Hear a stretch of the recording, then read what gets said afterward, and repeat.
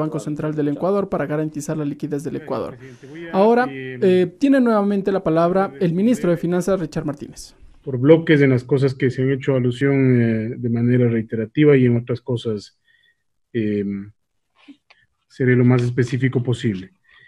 Creo que hay un tema transversal, presidente, que se plantea aquí como preocupación, que es el pago de la deuda, el fondeo posterior, eh, los incentivos de manera general para el sector productivo y para los trabajadores, y el cuarto, la cobertura para las personas más pobres. En cuanto al tema de la deuda, presidente, y respetando el pronunciamiento que hizo la Asamblea, como gobierno nosotros tenemos que precautelar que no se afecte el futuro del país. Estos procesos, si bien pueden ser en un momento determinado valorados como positivos, tienen muchos efectos colaterales. Escuchaba al asambleísta Ron decir que no se debía haber pagado eso. Yo le pregunto, y él es una persona que conoce también del sector exportador, al asambleísta Ron, ¿qué habría pasado con las cartas de crédito de comercio internacional que necesitan los exportadores y los importadores? Esa es una consecuencia directa de un mecanismo utilizado de esa naturaleza. Lo segundo es que algunos asambleístas han mencionado que tanto el Banco Mundial como el Fondo han señalado que debe haber un alivio para los países más pobres. Efectivamente, pero esa categoría no es una categoría que la defina el Ecuador, es una categoría internacional y el Ecuador está considerado como un país de renta media. Eso no quiere decir que nosotros no estemos haciendo todas las gestiones que estén a nuestro alcance para incrementar los recursos de financiamiento, como ya hemos demostrado que se han incrementado, y adicionalmente para aliviar el peso de la deuda. La estrategia es clara. Nosotros no pretendemos caer en default por las secuelas colaterales que pueden existir en relación a ese tema. Ahora, lo que sí me llama la atención es que el señor que impulsa el juicio político menciona que no se pague la deuda. Creo que debería revisar las cifras de cuánto se pagó de deuda en el año 2016 y por qué su voz estaba callada en aquella época, cuando se incrementó el IVA, cuando se pusieron salvaguardias, cuando también hubo muchos ecuatorianos desgraciadamente sufriendo. Que responda a eso también, porque la demagogia está allí. Yo acepto las críticas de aquellas personas que están en otra tienda política y tienen otra idea. Está bien, pero de estas personas que estuvieron en el gobierno pasado, que pagaron 6.000 millones en el año 2016 y que hoy exigen que no se pague la deuda, cuando la deuda no es de este gobierno, es del gobierno de ellos. Realmente es insólito esto. Además, se dice que están en contra de que se les meta el bolsillo a los ciudadanos. Por Dios, parecería ser que vivimos en mundos paralelos completamente, presidente, cuando estas personas se olvidan de todo el daño que le hicieron al país. Se olvidan de todo el daño que le hicieron al país, porque la ausencia de los recursos fiscales es por los déficits que se acumularon, esos fonditos que se criticaban, que hoy son justamente los fondos que ayudan a Chile, a Colombia, a Perú, a salir de esta crisis. Señores, yo creo que aquí hay una parte que evidentemente tiene una crítica sustentada, meditada, pero que tiene que basarse sobre la realidad de lo que puede vivir el país hacia adelante. Yo está bien, acepto esa posición. Evidentemente no la comparto porque creo que el país tiene que preservar su futuro. Lo que sí les debo decir a estas personas que estuvieron en la administración pasada es que no es de este gobierno, no es en este gobierno en donde un ministro de Finanzas se reunió, como todos conocemos públicamente, en una habitación de un hotel a negociar un posible default para obtener beneficios de una negociación de seguros. No es en este gobierno. Que nos respondan, se pagaron en esa época 21 veces más de lo que el Ecuador tuvo que pagar ahora para evitar un default y para entrar en una estrategia ordenada que nos permita este año ahorrar por intereses al menos 1.300 millones de dólares y en el largo plazo muchos millones más. Esa estrategia tiene que trabajarse directamente con los tenedores en una estrategia en la que no participa el gobierno ecuatoriano, como dice, como se preguntan, conversando con los tenedores. Esta es una estrategia donde el gobierno ecuatoriano plantea una opción y la contraparte responde. No es que el Ecuador se sienta a negociar directamente con cada uno de ellos, son cientos, son decenas de tenedores. Se ha preguntado quiénes son los tenedores de la deuda, y creo que es una pregunta legítima. Nosotros hemos levantado esa información porque no es una información que sea objeto de ocultamiento. La información está disponible en los portales de Bloomberg y de Reuters. Allí está toda esta información. Preliminarmente se conoce cuando se hace una emisión de la deuda y luego todos estos bonos se transan día a día. Es una cantidad enorme de tenedores. Pero hay efectivamente grupos de inversionistas cuya información está en estos portales, que son de absoluta y total transparencia. Ashmore, Northern, Alliance, Nordea, Bank of New York Mellon, etcétera, etcétera, etcétera. Podemos nosotros remitir esta información con total detalle, presidente y señores asambleístas, pero también ustedes pueden tener acceso a toda esta información en los portales de Bloomberg y de Reuters. Creo que es muy importante, y yo entiendo la preocupación, el malestar, la frustración, que es nuestra también, porque vemos con dolor lo que está pasando en el país, que no es responsabilidad del gobierno, es un shock externo de tal magnitud que está afectando a todo el mundo. Y a lo que apelamos en este momento es a la solidaridad, para que podamos salir a proteger a los más vulnerables con una contribución de aquellas personas que más tienen. Y por supuesto, nosotros haremos nuestro trabajo levantando la mayor cantidad de recursos en aquellas economías que más poder tienen. Lo que no podemos hacer es enfrascarle al país en una estrategia de financiamiento de largo plazo que es pan para hoy, hambre para mañana. Sería fácil, pero sería una responsabilidad muy grande con el futuro del país, que va a necesitar financiamiento. Todos los países lo necesitan. Se mencionaba sobre el pago de los sueldos por parte del asambleísta Ron. Creo que es importante mencionar que nosotros estamos regularizando los sueldos. Efectivamente hemos tenido una complicación. Esperamos el día de mañana ya seguir completando a educación en una forma mucho más agresiva.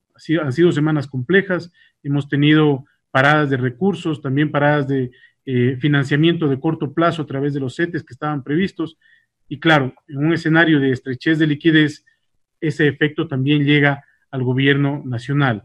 Pero hemos priorizado en el sector de salud a los médicos, también a los proveedores y también a los aliados, las clínicas de diálisis, la Junta de Beneficencia, Solca. Todavía tenemos obligaciones pendientes con ellos, pero vamos saliendo en el día a día. Por ejemplo, tenemos cerca de 309 millones de dólares que se han priorizado en el sector de salud.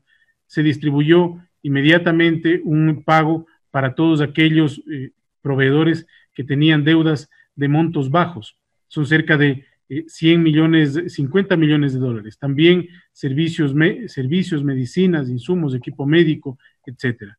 En el caso de Solca hemos dispuesto de cerca de 23 millones de dólares, a las clínicas de diálisis 14,8 millones de dólares, a la Junta de Beneficencia de Guayaquil también 4,9 millones de dólares.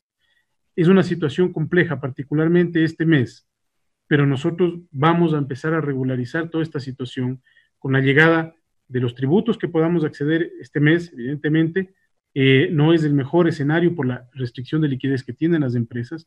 También, por el otro lado, con los ingresos petroleros que esperamos que se regularicen con el pasar del tiempo, y, por otro lado, con el financiamiento externo para atender prioritariamente al sector de salud. Y esa es la segunda pregunta. ¿Cómo van a llegar esos recursos? aquellas personas que están familiarizadas con esto saben que los recursos no llegan de un momento a otro.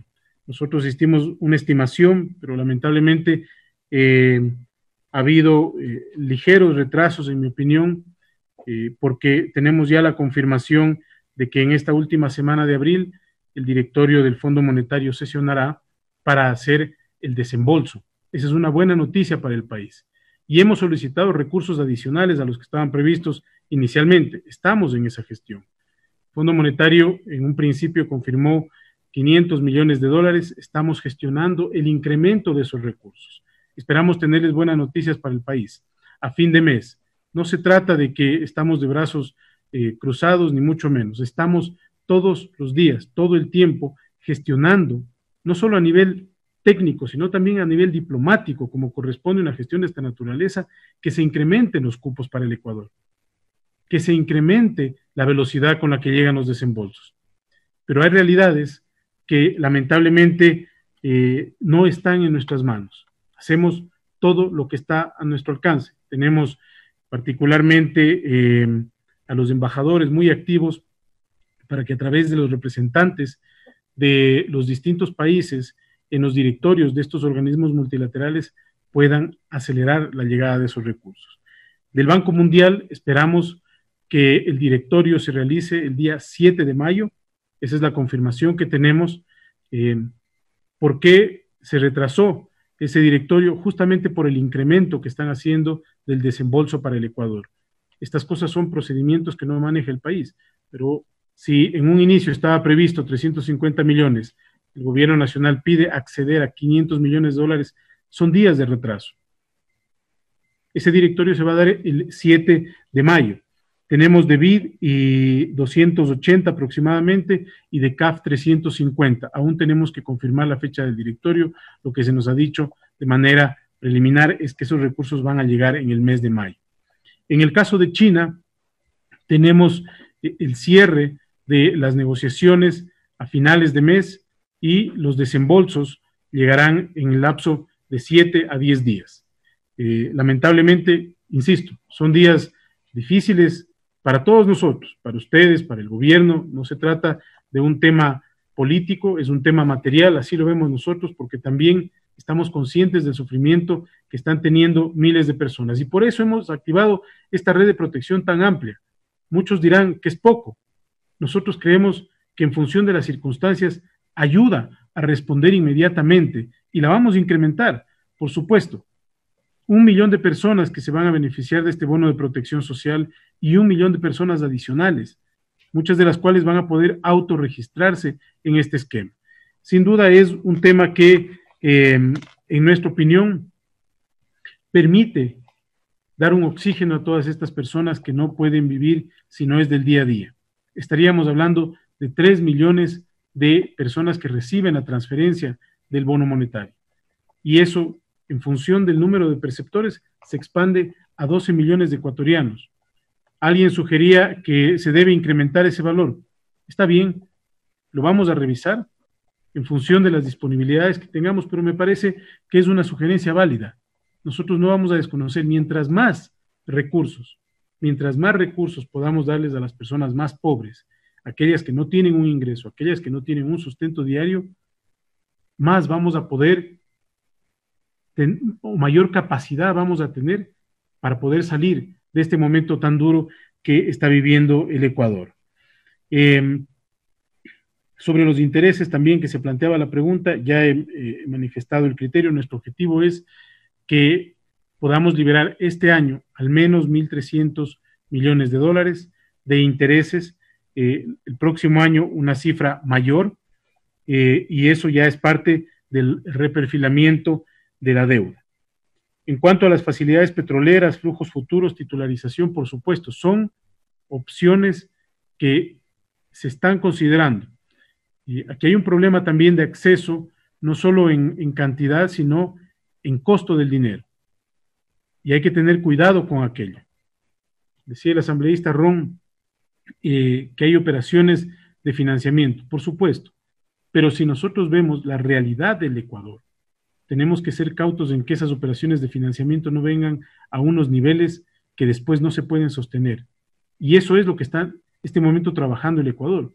Por eso empezamos con los multilaterales, trabajamos con China para reducir la tasa de interés, para que la mayor cantidad de esos recursos sean de libre disponibilidad, no como los créditos anteriores que tenían una parte atada a construcción de obra con las contrapartes, sino que sea todo de libre disponibilidad, y obviamente a tasas que sean menores al 9, al 8%, que son tasas que el Ecuador puede sostener en el mediano plazo. Se ha preguntado también por qué los bonos estaban a un precio más alto que el resto. Esto es un ejercicio eminentemente financiero, porque son bonos de vencimiento prácticamente inmediato. Y el Ecuador nunca ha negado, no sé por qué llama la atención la declaración del gobierno de la República, nunca ha negado que va a dejar de cumplir, o nunca ha dicho que va a dejar de cumplir sus obligaciones. Eso lo hemos dicho todo el tiempo. Y a mí no me llama la atención que un país diga que va a cumplir sus obligaciones. Y en una renegociación que le permita actuar conforme el marco legal vigente y conforme los términos contractuales, pues allí es donde tiene que entrar la capacidad del Estado para lograr un beneficio para el país. Yo creo que aquí hay un tema muy importante. Nosotros hemos iniciado ya la entrega de la información y coordinación con las autoridades de control para que puedan tener toda la documentación relacionada con los efectos colaterales de haber tomado una decisión en contrario y relacionada con este alivio que ya se dio, 200 millones de dólares de intereses no pagamos, el Ecuador tenía que pagarlos. Se establecía por un momento cuáles son las cláusulas de default cruzado. Por supuesto que hay muchas cláusulas de default cruzado.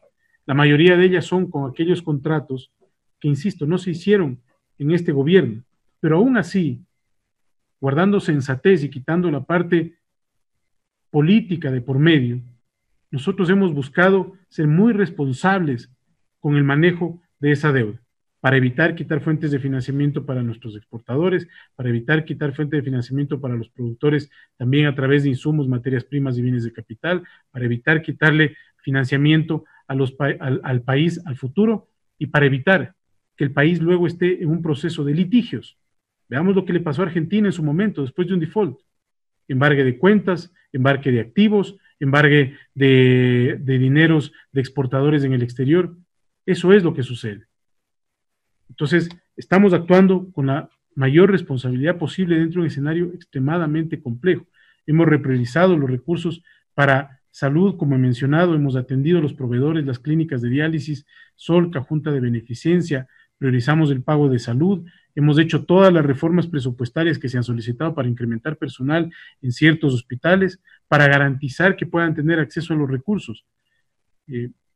Alguien consultaba sobre los recursos, sobre el presupuesto adicional que se necesita en estas circunstancias. De modo operativo, lo más sencillo frente a una emergencia como esta es que se ejecute el presupuesto existente. Estamos al tercer mes del año. El presupuesto se ha ejecutado de una manera bajísima. Entonces, lo más rápido, lo inmediato es ejecutar el presupuesto vigente e irlo incrementando conforme se van dando las necesidades en el último trimestre del año y prever un poco antes. Pero en la urgencia, en la emergencia, lo que corresponde no es ver cuánto se ha incrementado el presupuesto, sino la ejecución ágil y rápida de ese presupuesto y la consecución de fondos para ejecutar ese presupuesto. Y obviamente que se han hecho incrementos, y obviamente que lo vamos a incrementar, porque no sabemos hasta cuándo va a durar esta complicación en términos de salud, o si puede haber un rebrote. Y ese es el compromiso del gobierno nacional. En relación a las empresas públicas, yo creo que es importante mencionar que ha habido un ejercicio de optimización muy fuerte. Los ingresos que han registrado las empresas públicas excedentarios para el gobierno nacional son mayores en el último año. De hecho, hay empresas que han reducido su demanda de recursos del gobierno central. La oportunidad a lo que yo me refería es a una reforma estructural para cambiar esta forma de ver a las empresas públicas como un instrumento de subsidios en áreas donde no se necesitan. El Estado tiene que transparentar su presupuesto. Y si es que hay un subsidio que entregar, pues tiene que hacerlo. Y tiene que registrarlo como un subsidio, como parte de su política pública en el presupuesto general del Estado. Lo que está mal es que las empresas públicas no tengan, porque el marco legal no lo permite, no tengan un ejercicio de gobernanza diferente. Y por eso es que es importante reformar la ley, para que no exista justamente lo que mencionaba el asambleísta Ron, para que no exista opacidad de la información, para que exista más transparencia de la información, para que se pueda dar todo el beneficio a la ciudadanía a través de empresas eficientes. El hecho de que sea una empresa pública no quiere decir que se deba tolerar ineficiencia. Y hay mucho trabajo por hacer allí, pero se necesitan reformas estructurales. Se hablaba de China también, y estamos efectivamente en negociaciones con China para reducir el peso de las amortizaciones este año y los próximos.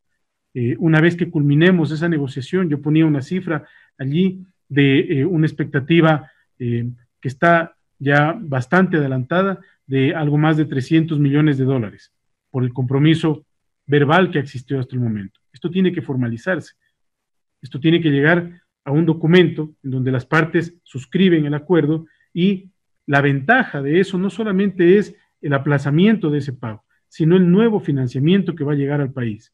Insisto, en condiciones más favorables para lograr utilizar absolutamente todos esos recursos sin un porcentaje que vaya atado a obras o sectores específicos. Se hablaba de la política contracíclica también, presidente. Es justamente esa la restricción que tiene el Ecuador en este momento. La capacidad que tengamos para hacer política contracíclica responde a los recursos que consigamos del exterior, porque la política contracíclica que están inyectando en este momento los países que sí tienen ahorros públicos es una política inmediata. El Ecuador, con un déficit fiscal, tiene que buscar más recursos, y ese es el objetivo. Por eso yo presentaba una lámina que claramente establecía las necesidades de financiamiento y cuántos recursos adicionales tienen que conseguirse. Es allá donde el Estado tiene que priorizar los recursos en la protección social de las personas más pobres, en el lado humanitario, en la salud y en la reactivación productiva. Sí es importante mencionar, presidente, que nosotros estamos gestionando una línea de financiamiento que nos permita atender de mejor manera los créditos a nivel de la banca pública y del sistema financiero privado y cooperativo. Por dos vías: a nivel de la banca pública, las contribuciones que estamos planteando para las empresas se están pensando en un instrumento que pueda traducirse en créditos de largo plazo en la CFN, con años de gracia y tasas de interés que no superen el 2, el 3, a máximo el 4%. Con 2 años de gracia, 7, 10, 12 años plazo, eso es lo que se va a nutrir. Y obviamente los recursos de los multilaterales y de otros organismos de financiamiento tienen que también nutrir esta fuente de alivio para los pequeños productores. El otro mecanismo es la activación de todas las ventanillas privadas de los organismos multilaterales. BID tiene la ventanilla privada que se denomina BID Invest, el Banco Mundial tiene la ventanilla que se denomina IFC, CAF también presta al sector privado, y DFC de los Estados Unidos, que es el órgano de cooperación de financiamiento para el desarrollo de los Estados Unidos. Esos organismos ya han expresado su apoyo para estructurar un gran fondo que nos permita generar financiamiento específicamente para mujeres emprendedoras, para ciertos sectores como el agrícola y como el turístico, y para que las empresas también o el sistema financiero pueda tener mejores indicadores en su cartera. Es decir, que se los pueda apoyar a las cooperativas, por ejemplo, si su cartera se está deteriorando, para poder gestionar de mejor manera esa cartera. Esos recursos no pueden ser anunciados todavía en su monto, ¿no? Nosotros no vamos a anunciar algo sobre lo cual no tenemos un monto claro, pero nosotros aspiramos a que sea un monto importante, evidentemente. Ya se han hecho las solicitudes, se está trabajando en ello. Nosotros creemos que en la próxima semana podemos tener claridad de los recursos que van a venir. Se hablaba también de este tema que yo mencionaba, de las concesiones de la deuda que han hecho tanto el Banco Mundial, el llamado del Banco Mundial y el Fondo Monetario. Efectivamente, pero creo que es importante mencionar que hasta el momento, si uno observa los países que se han favorecido de esa decisión, son países extremadamente pobres en el África, y es hacia allá. Eso no quiere decir que el Ecuador no haya planteado la necesidad de tener un mayor respaldo financiero. Ese es el objetivo, un mayor respaldo financiero internacional. Luego se hablaba de el espacio fiscal y del crédito tributario. Y también se preguntaba sobre el RIPO que se emitió por parte de la República. Es importante señalar que en el año 2018, había una disposición expresa y de hecho hubo que modificar la ley para que el país pueda tener acceso a financiamiento. Fueron meses muy complejos. Luego de eso, se buscaron, el riesgo país todavía estaba alto y se buscaron estos instrumentos que le daban un alivio de interés al país, con tasas más favorables. Todo esto se presentó oportunamente en la Asamblea con la data que correspondía. Que son instrumentos financieros con riesgo, no existe ningún instrumento financiero que no tenga riesgo. Absolutamente todos los tienen. Y en este caso, en ese momento nosotros escogimos hacerlo por el nivel de tasas de interés al que nos hubiese tocado acceder si salíamos al mercado. ¿Quiénes son los tenedores? Pues ya se mencionó. Y aquí al asambleísta Lloret, tal vez usted pueda dar más información. Esa deuda, como digo, fue emitida en el gobierno anterior. Me habría encantado que usted sea igual de agresivo preguntando quiénes son los tenedores en el momento que se emitió esa deuda. Aquí hay realidades que no se pueden esconder y esta es una de ellas.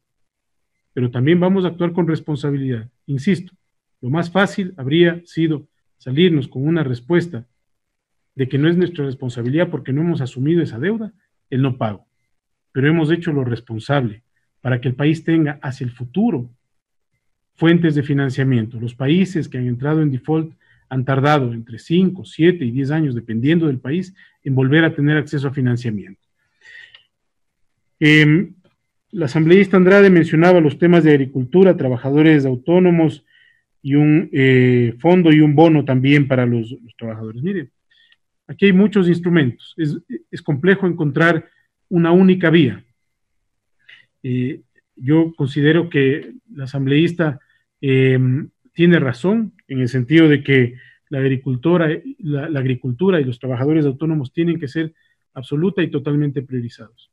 Por eso es que se está diseñando esta plataforma para que los trabajadores autónomos puedan registrarse y recibir las transferencias a nivel del Ministerio de Inclusión Económica y Social. Porque esas personas no necesariamente están en el instrumento de registro social, que es el que nos sirve para entregar los bonos. ¿Por qué? Porque posiblemente no era considerado pobre, tenía un ingreso que no era formal o no era fijo, pero tenía un ingreso al fin, 500, 600, 800 dólares, que hoy lamentablemente no lo tiene. Lo importante es que tengamos un registro de estas personas para poderles hacer una transferencia formalmente como corresponde. El Ministerio de Inclusión Económica y Social está trabajando en eso. En el caso de los temas de agricultura, justamente es uno de los sectores en donde se piensa, en general, junto con los pequeños y los medianos, que los recursos puedan estar disponibles para que las empresas puedan pagar a los trabajadores y que eso sea un crédito que se pague a futuro. En algunos casos tendrá que ser un subsidio directo. ¿Para qué? Para evitar que se afecte el empleo de las personas. Este es el objetivo mayor. Tenemos que evitar que se afecte el empleo, tenemos que evitar que se afecte la vida diaria de las personas. Me parece interesante la sugerencia que se hace respecto de este pago con un bono respecto del asambleísta Andrade. Yo considero que es un tema que sin duda lo podemos discutir a profundidad cuando esté el proyecto ya en la Asamblea para encontrar la mejor fórmula. Creo que es una alternativa importante. Luego tenemos sobre el tema de los países más pobres a los países más ricos, en términos de la solicitud que se hace. Yo me ratifico en esto, aunque la asambleísta Celi diga que esto no tiene sentido frente a lo que estamos planteando. Yo me ratifico en esto. Creo que nosotros tenemos como país que solicitar el apoyo de los países más grandes. Y también me ratifico que a nivel interno, las personas que más tienen son las que hoy deben aportar para que las personas que menos tienen o que nada tienen puedan sobrevivir, puedan subsistir. Por eso es que he mencionado que nuestra estrategia es salir a buscar recursos y recursos adicionales. Yo creo que existe total comprensión de la magnitud de la crisis que esto representa para el Ecuador, con una condición de vulnerabilidad mucho más fuerte que otros países, pero eso es parte de la estrategia. Lograr que podamos tener el apoyo de los países más ricos. Se hablaba respecto del señor viceministro Ferro. Él hizo una aclaración el día de ayer. Fue escogido obviamente en base a su conocimiento técnico, a su formación, a su experiencia y a su probidad. ¿En qué se beneficia el país? Se preguntaba de una reunión con tenedores de bonos. Esto es un ejercicio habitual que tiene que hacer cualquier autoridad económica, y contrario a lo que se ha tratado de decir, porque se pone como denuncia un documento en donde él señala esto en detalle, en un registro del viaje que hizo.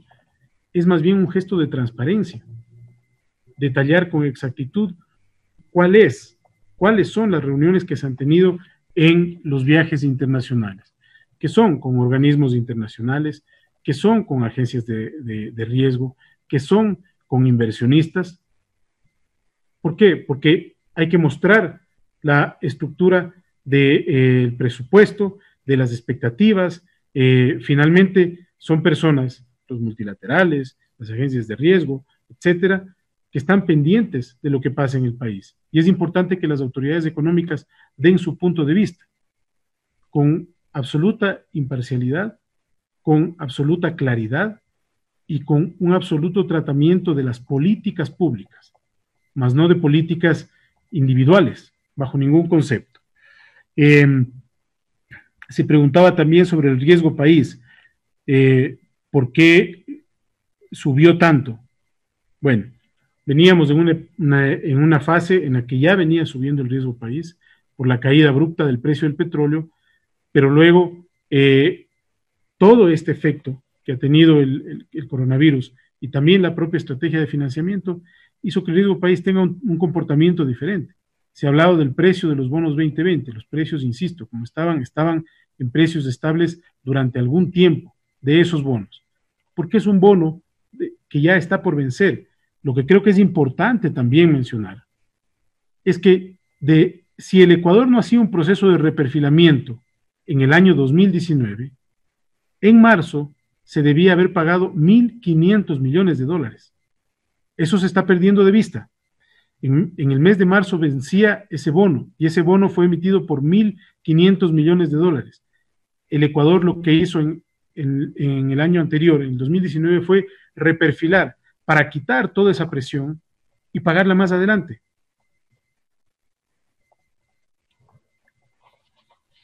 Tengo también en qué se beneficia el país de esta decisión. Creo que se ha aclarado con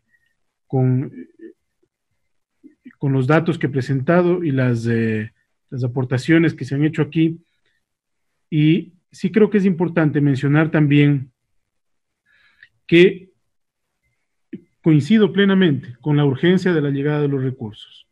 En eso creo que nadie va a discutir, yo al menos no puedo estar en contra con una preocupación como esa, y que estamos haciendo las gestiones para que lleguen lo más rápido. La asambleísta Marín mencionaba sobre el financiamiento externo, ya he respondido. Sobre los informales, son nuestra preocupación a través de estos mecanismos de protección social, y sobre el hecho de que las personas que tienen $500 aporten con $2. Insisto, creo que estos son temas que también se pueden discutir en la asamblea concretamente para terminar de hacer una valoración integral de los pros y los contras.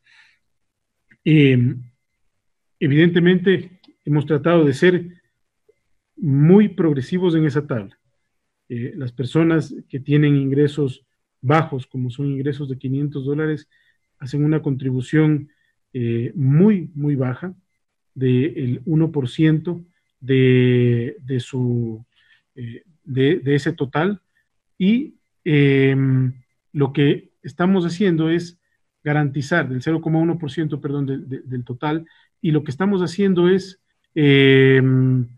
lograr que esas personas generen una contribución menor. Entonces, en esa tabla tenemos de 500 a 600, $2, y luego el 1%, perdón, del valor que es el excedente. Es un valor que en nuestra opinión inicia pensando en que todos podamos contribuir. Si eso se puede corregir, pues bienvenido sea, nosotros estamos abiertos a ello, pero siempre tiene que mantenerse la progresividad y que las personas que más tienen sean las que más puedan aportar. La caída de los impuestos, también preguntaba cuáles son las explicaciones la asambleísta Marín. Es evidente que una contracción económica de esta naturaleza va a generar una reducción por el lado del IVA, va a generar una reducción por el lado de los impuestos a los consumos especiales, las importaciones también están cayendo, y todo ello va a tener una afectación en la reducción de los impuestos. Es por eso que se hicieron varias reformas para mejorar la retención que hacen las empresas de ciertos impuestos, de tal manera que el Estado no pierda total liquidez. Y son incrementos de retenciones que ya se ejecutaron y que van a permitir que el Estado no pierda total y absoluta liquidez. Esto va a ser seguramente un ejercicio que tengamos que hacerlo durante todo el año en función de la posibilidad de financiamiento, porque hoy hemos decidido que las empresas puedan diferir su impuesto, 10% en abril, 10% en mayo, 20%, 20%, 20% y 20% en los meses siguientes. Pero en la medida en que el gobierno tenga más oxígeno financiero, tiene que generar más flexibilidades todavía allí. En la medida en que el gobierno tenga más recursos, va a tener que invertir mucho más en protección social, y ese es el objetivo. En el caso de los GATS, efectivamente existe un retraso, esto no lo podemos desconocer. Nosotros hemos hecho un trabajo de priorización de GATS, particularmente con aquellos GATS que tienen mayores complicaciones en la atención del virus, y hemos ido despachando los recursos en función de esas prioridades. Estamos tratando de focalizar la atención a los GATS que van a tener mayor afectación. Y lo decía el asambleísta Bergman, nosotros tampoco no tenemos ningún problema en hablar con todas las autoridades del país, con los prefectos, con los alcaldes. En el caso de Manabí, creemos que hay un trabajo que hacer para garantizar que existan los recursos de manera conjunta, porque los GATS de Manabí nos han planteado alternativas que creo que son positivas, que el gobierno equipe ciertas cosas y que los GATS pueden hacerse cargo de ese equipamiento y manutención. Si quiero hacer un llamado también a los GATS, no son todos, pero a los GATS que tienen recursos depositados en este momento en el Banco Central. Hay GATS que tienen 30, 40 millones, 20 millones de dólares, que tienen 4 o 5 cuotas acumuladas. Es momento de activar esos recursos. Ese es el llamado que hacemos.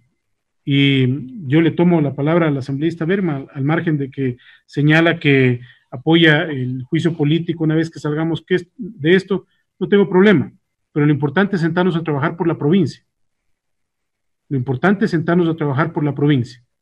Yo lo invito a que nos sentemos a trabajar por la provincia de Manabí y obviamente con todos los asambleístas y los gobiernos provinciales para trabajar por el país. Podemos encontrar soluciones creativas, como esta que nos han planteado las autoridades de Manabí, que se pueden hacer cargo de ciertas cosas en términos de salud para acelerar la contratación. Enhorabuena. Enhorabuena, nosotros jamás podemos dejar de respaldar una iniciativa como esa.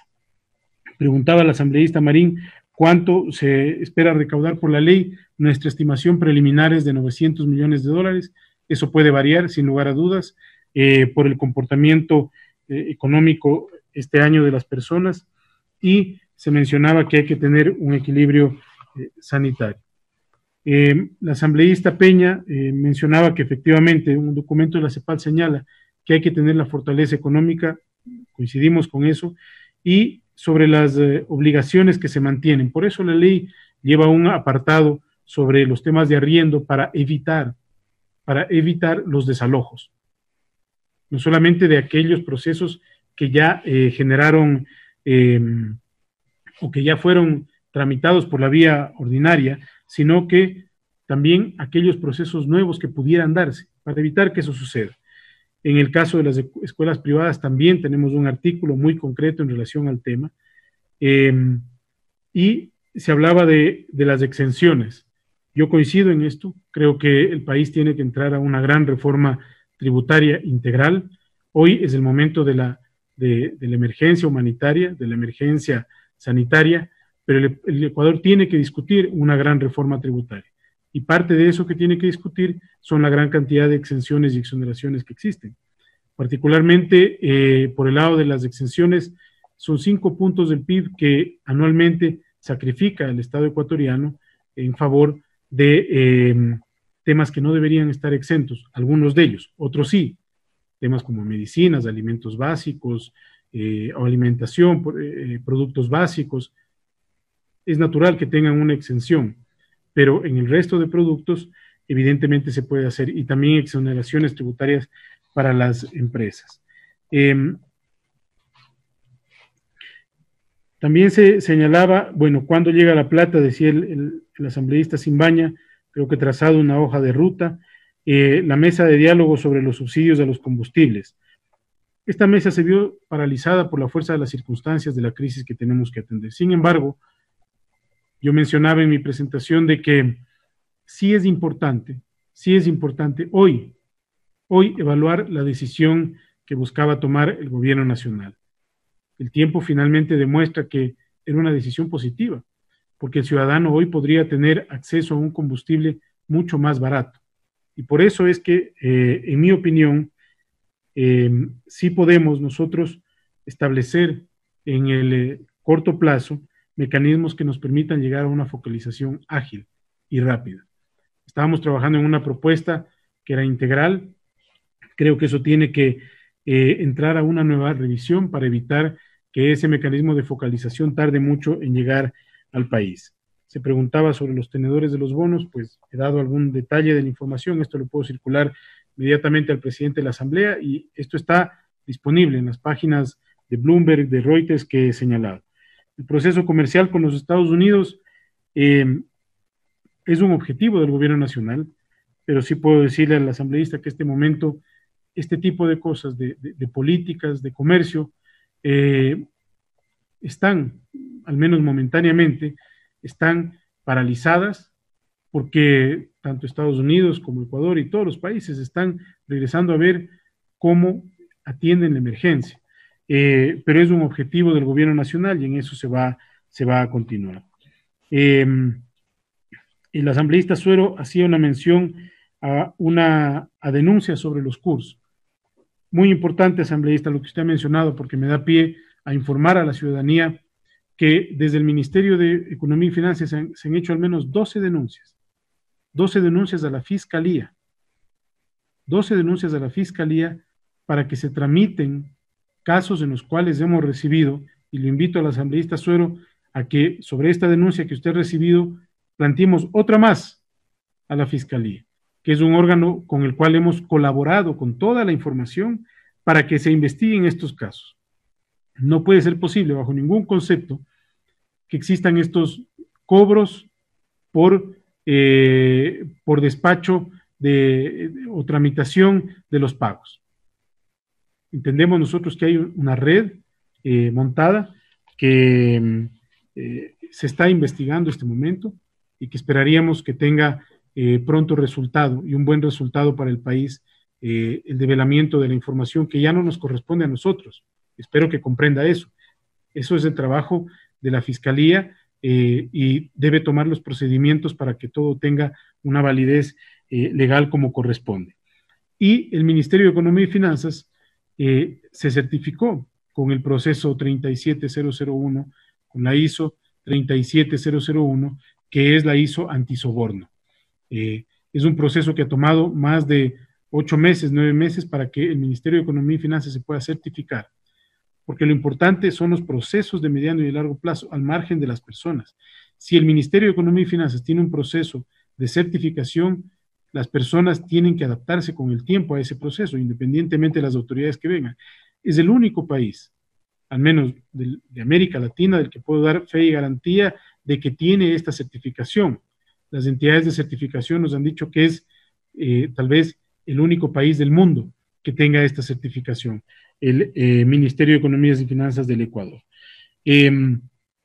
Luego también se hablaba de los créditos y de la CFN para la compra-venta de factura. Este mecanismo de factoring es uno de los que está considerado dentro del esquema que trabajará la CFN. Son 3 aristas: créditos, mejoramiento de garantías y el factoring. Esos son los 3 ejes en los que está diseñando con los nuevos recursos que podamos recibir la CFN para activarse rápidamente y apoyar a los ciudadanos.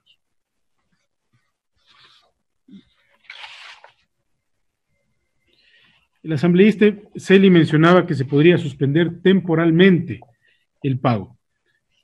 Si quiero hacer aquí una precisión de orden legal, asambleísta, porque el vicepresidente de la República, el abogado León Roldós, hizo una corrección justamente por este tema, porque se decía que se podía suspender el pago de los intereses y del capital, pero luego el propio vicepresidente, el abogado León Roldós, hizo una corrección con esta salvedad. Lo que se podía suspender para no caer en default son los intereses.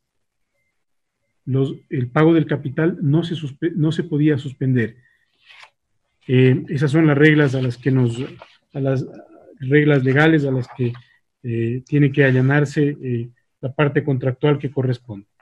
En mención al presupuesto entregado a salud, sí creo que es importante también determinar con exactitud que la propia documentación que fue presentada y hecha pública por este ministerio, del Ministerio de Salud Pública, con la exministra en aquella época y sus propias declaraciones, demuestran que habían recursos, demuestran que existía el presupuesto y que el error estaba en las reformas presupuestarias y en las certificaciones presupuestarias que no se habían hecho oportunamente. Documentos que dirige el señor coordinador, dirigido al Coordinador General de Planificación y Gestión, por parte del Coordinador General de Planificación y Gestión del Ministerio de Salud Pública, al señor Coordinador General Administrativo y Financiero, en el que se solicita que se realice rápidamente la modificación presupuestaria y la certificación presupuestaria, en virtud de que ya se habían también ubicado los recursos de equipamiento para infraestructura física, equipamiento, mantenimiento, estudios, fiscalización y salud para el Ministerio de Salud Pública con los organismos multilaterales. Para esa época, el 16-18 de marzo, ya se habían identificado 26,3 millones del Banco Mundial, 25 millones del BID, CAF 51 millones, distribuidos en equipamiento y mejora de infraestructura 45 millones, medicamentos 23 millones, dispositivos médicos 33 millones, otros apoyos médicos 1,6 millones. Adicionalmente, el Ministerio de Economía y Finanzas dio paso a la incorporación de 584 profesionales de la salud en los hospitales de especialidades de Puerto Viejo y al Hospital Luis Elena Arizmendi en la ciudad de Quito, por 70 personas. Asimismo, se han canalizado solicitudes para la contratación de profesionales médicos en Guayas, particularmente en los hospitales de Guasmo Sur, Monte Sinaí y Alberto, y en el hospital Albert Gilbert Pontón. Presidente, yo entiendo que aquí hay muchas inquietudes y también que hay demandas ciudadanas, como mencionaba alguno de los asambleístas, en el sentido de la búsqueda de la ciudadanía de respuestas. Yo creo que hay que separar las dos cosas. El acto político, que frontalmente ha sido planteado el día de hoy y que tiene que ser canalizado como corresponde. La fiscalización, que también es de competencia de la Asamblea Nacional. Pero hay un tema que debe unirnos. Hay un tema que debe unirnos, y es la solidaridad, y es la necesidad de actuar con una visión humanitaria en estas circunstancias. Al margen de todas estas diferencias, yo propongo, presidente, que instalemos una mesa para que todas estas solicitudes, todas estas preocupaciones lleguen y sean canalizadas de una manera oportuna, porque estamos administrando una crisis sanitaria. Y yo he tenido diálogos con varios asambleístas, con varios de los que han hablado incluso el día de hoy, que han participado, que me han escrito, me han llamado, han manifestado su preocupación, y nosotros hemos gestionado esas ayudas. ¿Para qué? Para que podamos tener respuestas rápidas. Si veo también a las autoridades del Frente de Salud, de Inclusión Económica y Social, el señor vicepresidente de la República, el presidente de la República, el secretario de Gabinete, a la ministra del Interior, absolutamente todo un equipo, ministro de Agricultura, todo un equipo volcado a atender la emergencia. Y creo que lo que menos necesita en este momento el país es división. Lo que más necesita es unión. Y si este momento nosotros logramos, por un lado, viabilizar una ley que, con diferencias, habrá que entrar al debate democrático que corresponde, pueda permitir que las personas más pobres y que también las empresas más frágiles tengan sostenibilidad, que el Estado también va a entrar a apoyar en esa parte, yo creo que le daremos un gran mensaje al país. Se preguntaba cómo se va a manejar la cuenta también.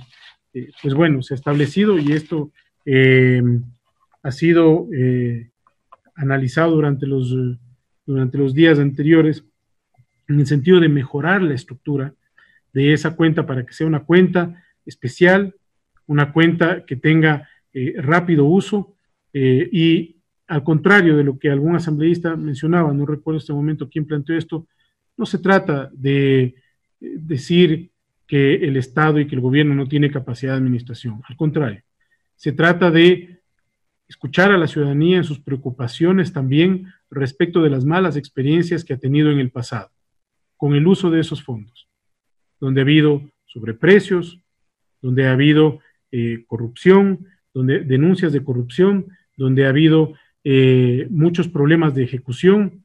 Entonces, ¿qué mejor que darle a este instrumento una veeduría? Tranquilamente puede participar la Asamblea también, para que haya un acompañamiento continuo, con la Contraloría, con un acompañamiento recurrente, para que se informe constantemente a la Contraloría. Finalmente, presidente, el señor asambleísta Berman hacía referencia al planteamiento de la Asamblea Nacional en relación a la expansión del balance del Banco Central en estas circunstancias. Nosotros creemos que es altamente riesgoso en este momento actuar de esta manera. La experiencia pasada ya nos pasó factura. Eso se hizo efectivamente en el pasado. Se reformó una ley para evitar que eso vuelva a suceder. Y hoy el gobierno nacional y el país tienen que administrar niveles de reserva que tienen descalces estructurales que los conocemos. En consecuencia, las circunstancias económicas son muy complejas para pensar en que un mecanismo de esta naturaleza pueda implementarse en las circunstancias actuales. Creo que hay otros instrumentos mediante los cuales el Banco Central puede hacer política activa. Se está trabajando en eso con el Banco Central, se le ha pedido un informe, porque en lo que sí coincido es que es un momento para salirnos de la caja de pensamiento tradicional, como mencionaba Jimena Peña. Tenemos que hacerlo, y si el gobierno nacional está pidiendo un esfuerzo a todos los ecuatorianos, nosotros también tenemos que ser comprensivos con esa situación, y si hay herramientas que podemos utilizar que legalmente sean viables, que no sean las tradicionales, tenemos que hacer uso de esas herramientas. Tenemos que hacer uso de todas las herramientas posibles. Todos los países del mundo lo están haciendo y nosotros pues vamos a actuar de esa manera. Hasta allí, presidente, mi explicación. Gracias, señor ministro. Habíamos acordado desde el inicio también que exista en este momento una segunda ronda de intervenciones. También habíamos acordado que esta sea solamente de máximo 5 minutos. Voy a ser bastante riguroso en este caso. Son las 3:30 de la tarde, por lo tanto también tenemos 2 comparecencias más, y en ese marco solicitamos